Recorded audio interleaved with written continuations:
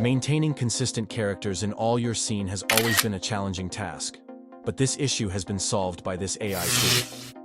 In today's video, I'm going to show you how you guys can create your custom characters and then maintain them all over your scenes. So without any further delay, let's get started. The name of this AI tool is Dzine AI, and this is the website.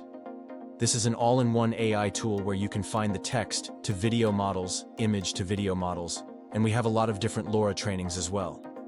This AI tool offers a lot of different features, but in this video, we're only going to use the consistent character feature.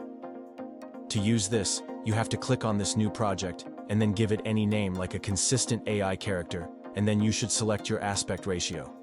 So let's go with a 16:9, and then you will have this canvas in front of you now. On the left side, you can see we have multiple options, like the upload options, text-to-image video options, and if I scroll down, you can see we have the character feature.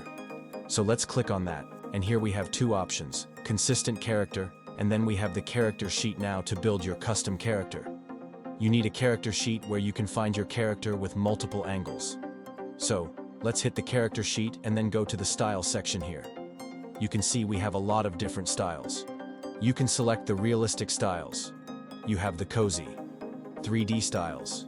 You have the 3D render styles. And if I scroll down, this is a complete list of styles that you can choose. We have the toon portraits. It all depends on you. Which style do you want to use in your videos? Let's try design. Render one now. Inside of the prompt section you have to define your character. If you have something in your mind, you can just define in the prompt section. Or you can get some help from the ChatGPT. So type in the prompt section. Define the facial feature and appearance of a cute cartoon boy character.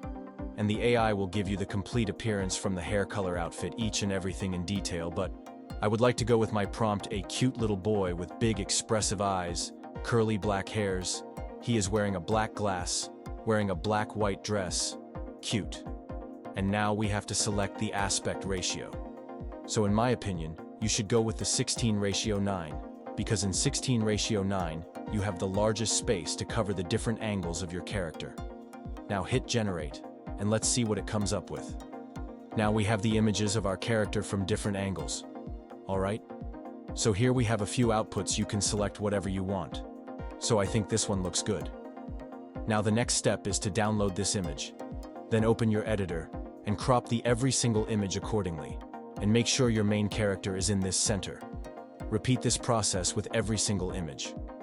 Don't worry about the image watermark. We can easily remove that with the help of the AI watermark removal tool. Once done, head over to any browser and search for image watermark removal. Click on this first website. Upload the image from which you want to remove the watermark, and within a few seconds, you can see the watermark is removed without losing the image quality. You can also use the built-in image upscale, but it's paid. Now you can simply download this. The important thing is to copy the same prompt that we have used to generate the initial image, so just copy this prompt and then get back to the character sheet and generate the image with multiple scenes one by one. In this one, the character is also consistent, and in this one, he is riding a fluffy cloud, so you can also make some changes to your prompt accordingly. And one more tip to get the consistency in all over for your shots. Make sure to use the initial prompt that we used to generate the image. So this was the initial prompt that I used to generate the character. Now we can easily make some changes to it, like instead of a horse, you can say he is riding a dragon.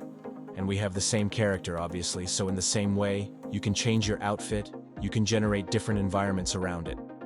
So that's it from today's video. I hope you learned something new.